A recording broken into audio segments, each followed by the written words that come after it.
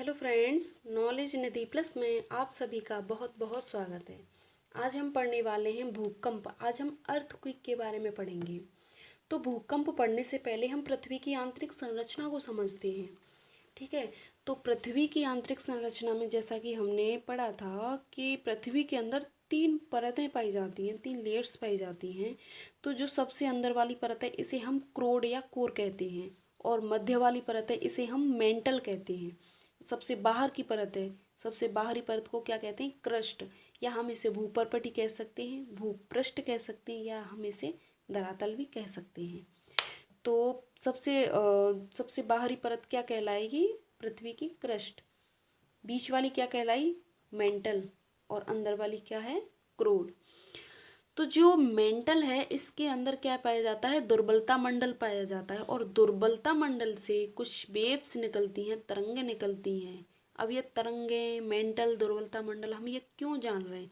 क्योंकि इन्हीं को समझ के हम भूकंप पढ़ेंगे। ठीक है, इन्हीं के आधार पर हम भूकंप समझेंगे। तो चलिए भूकंप की चर्चा करते हैं। जैसा कि लिखा है भूकंप, अगर हम भूकंप को पढ़ें, भूकंप का संधि विच्छेद करें, तो हमें भूकंप का अर्थ स्पष्ट हो जाता है। कैसे? भू प्लस कंप। तो भू का मतलब होता है पृथ्वी, और कंप का मतलब होता है कांपना। तो भूकंप यानी पृथ्वी का कांपना ही भूकंप है। पृथ्वी में जो कंपन होता है, पृथ्वी जो कांपती है, तो क्या कहते हैं हम कि भूकंप हो, भूकंप आ गया। ठीक है। तो बात करें भूकंप की परिभाषा की, तो पृथ्वी के भूपृष्ठ या क्रस्ट, जैसा कि हमने अभी यहाँ बताया था, ये बाहर वाली परत क्या कहलाती है? क्रस्ट, जिस पर हम खड़े हैं, बैठे हैं, पढ़ रहे हैं, लिख रहे हैं, सो रहे हैं, यही सब क्या है? पृथ्वी के क्रस्ट पर ही तो हो रहा है सब कुछ। तो पृथ्वी के क्रस्ट पर क्या होता है? अचानक से होने वाला कंपन क्या कहलाता है? भूकंप कहलाता है। ठीक है।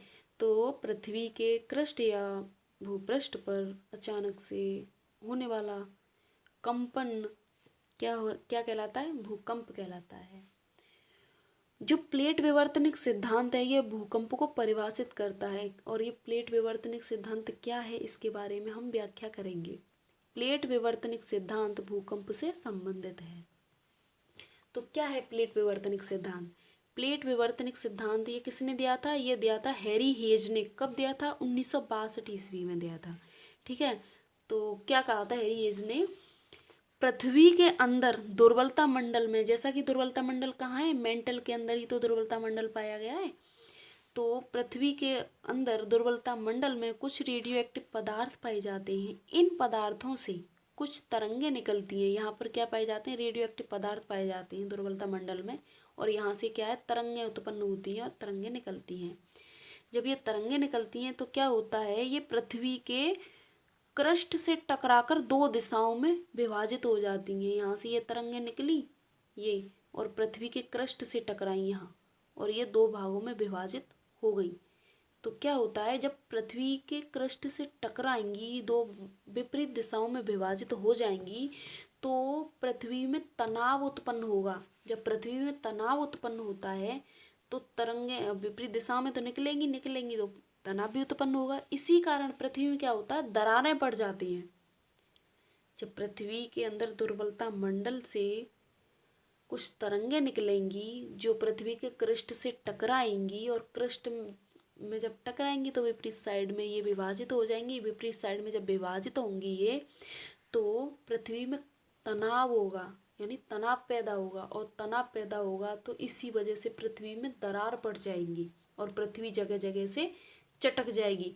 जब ये जगह जगह से ऐसे चटक जाएगी तरंगों की वजह से, तो क्या है? ये टुकड़े बन जाएंगे किसके? क्रस्ट के। और यही टुकड़े क्या कहलाएंगे?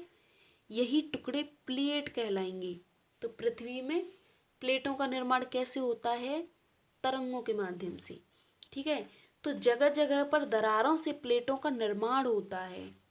और ये प्लेटें कैसे बनती हैं?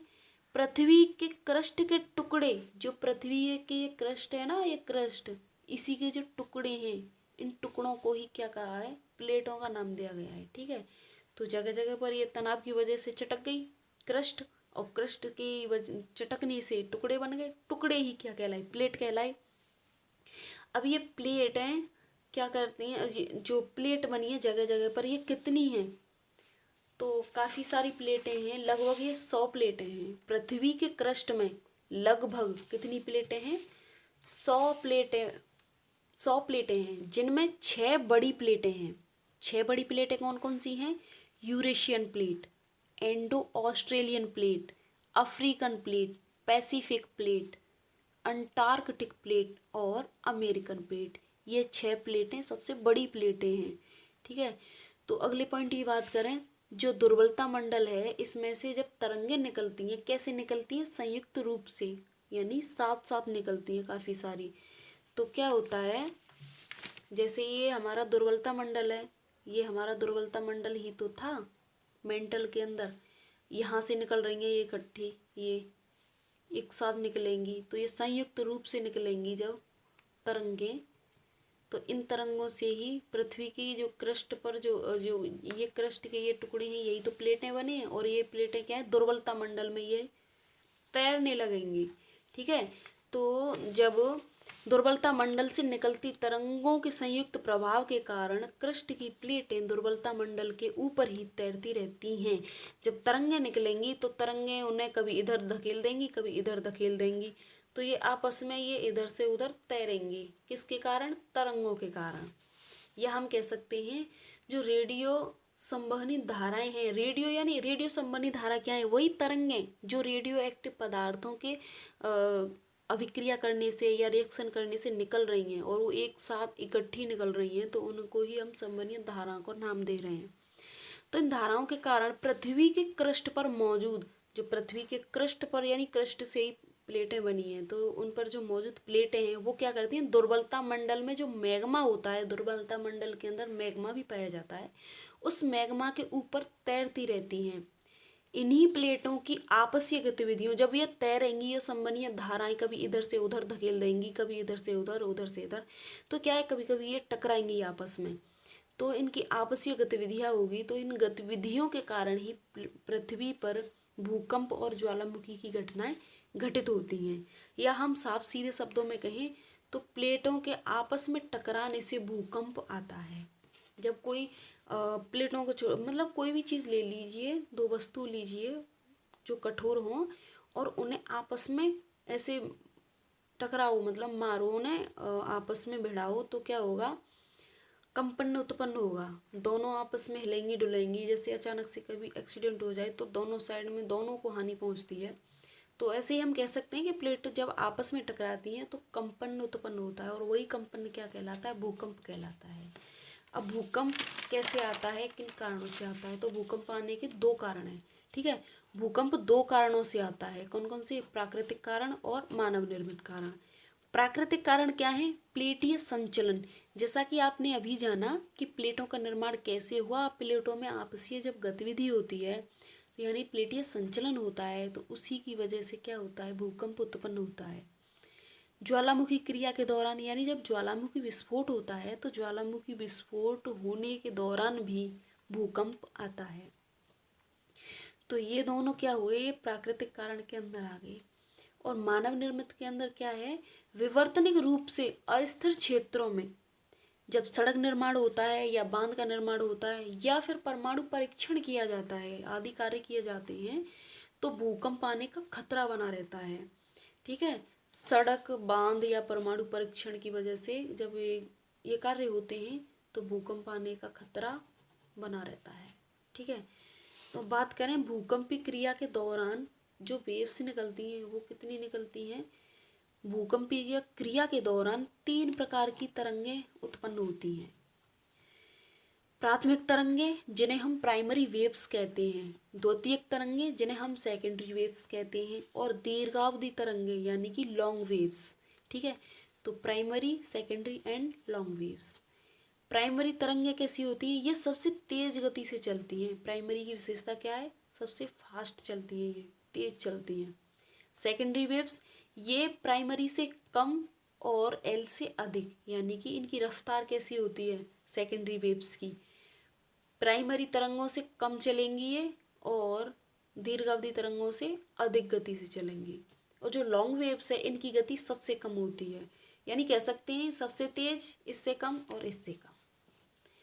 अनुदैर्घ्य तरंगे किसको कहते हैं? प्राथमिक तरंग को अनुदैर्घ्य तरंग कहते हैं, यानी हम क्षैतिज, ये कैसे चलती हैं? क्षैतिज रूप में चलती हैं, ठीक है। अनुप्रस्थ तरंगे ये हॉरिजेंटल कह सकते हैं हम इन्हें, हॉरिजेंटल चलती है ये, अनुप्रस्थ तरंगे कहा जाता है सेकेंडरी वेव्स को। और जो लॉन्ग वेव्स हैं ये अत्यधिक प्रभावशाली होती हैं। जो हमारी प्राइमरी वेव्स हैं ये स्प्रिंग की भांति या ध्वनि की भांति कार्य करती हैं, यानी ध्वनि तरंगे चलती हैं वैसे ही ये तरंगे चलती हैं। कौन सी? Primary waves. और जो द्वितीयक तरंगे हैं ये प्रकाश तरंगों की भांति चलती हैं, प्रकाश तरंगों की भांति कार्य करती हैं। और जो हमारी लॉन्ग वेव्स हैं, दीर्घावधि तरंगे, ये सर्वाधिक विनाशक होती हैं। सबसे ज़्यादा घातक कौन सी वेव्स हैं? लॉन्ग वेव्स होती हैं हमारी, सबसे ज़्यादा विनाशकारी होती है ये।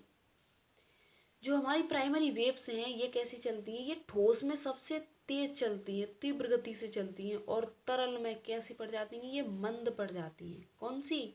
Primary waves. और जो हमारी सेकेंडरी वेव्स हैं यानी द्वितीयक तरंगे हैं, ये ठोस में चलती हैं केवल, ठीक है, केवल ठोस में चलती हैं, और तरल में क्या हो जाता है? ये गायब हो जाती हैं, विलुप्त हो जाती हैं, विलुप्त हो जाती हैं ये, ठीक है।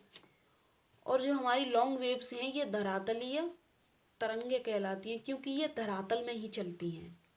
बात करें अगले पॉइंट की, तो जो भूकंपीय तरंगे, जब भूकंप आता है तो हम पता लगाते हैं कि भूकंप की जो तरंगे हैं वो कहाँ से चलना स्टार्ट हुई। तो जब भूकंपीय तरंगे जहाँ से चलना स्टार्ट होती हैं तो उसे हम क्या कहते हैं? भूकंप मूल कहते हैं। यानी भूकंपीय तरंगे पृथ्वी के जिस बिंदु से चलना शुरू करती हैं उस बिंदु को हम क्या कहते हैं? भूकंप मूल या हम फोकस कहते हैं। जैसा कि यहाँ एक चित्र बनाया है इस डायग्राम में, जहाँ ये हमने सेंटर बनाया है, यहाँ पे ये फोकस है, क्योंकि यहाँ से ये वेव्स निकलना शुरू हुई हैं, ये तरंगे चलना शुरू हुई हैं। तो जहाँ से ये वेव्स जा रही हैं इसे हम क्या कहते हैं? फोकस कहते हैं या भूकंप मूल कहते हैं। बात करें अगले पॉइंट की, भूकंपीय तरंगे क्रस्ट या धरातल के जिस भाग पर सबसे पहले पहुंचती हैं, यहाँ से तो चलना स्टार्ट हुई, यहाँ से स्टार्ट हुई हैं तो ये हो गया फोकस, और ये सबसे पहले पृथ्वी के धरातल पर किस बिंदु पर पहुंची हैं उस बिंदु को हम क्या कह देते हैं? भूकंपीय अधिकेंद्र कह देते हैं, या हम इसे एपी सेंटर भी कहते हैं, ठीक है। तो भूकंपीय तरंगे क्रस्ट या धरातल के जिस भाग पर सबसे पहले पहुंचती हैं उस भाग को क्या कहते हैं? भूकंपीय अधिकेंद्र या एपिसेंटर कहा जाता है। बात करें भूकंप की जो तीव्रता है उसे किस में मापते हैं? भूकंपीय तीव्रता का मापन भूकंप लेखी यंत्र में किया जाता है। इस भूकंप लेखी यंत्र को सीस्मोग्राफ कहते हैं, ठीक है। सीस्मोग्राफ से इसका मापन किया जाता है, किसका? भूकंपीय तीव्रता का। सीस्मोग्राफ में 3 प्रकार के पैमानों का प्रयोग किया जाता है। तो कौन कौन से हैं? पहला है रोसीफेरल, दूसरा है मर्केली, और तीसरा है रिक्टर पैमाना। जो सबसे फेमस है विशेष रूप से, कौन सा सबसे फेमस? रिक्टर पैमाना है। विशेष रूप से रिक्टर पैमाने का प्रयोग सबसे अधिक किया जाता है, ठीक है। तो आज हमने भूकंप के बारे में जाना।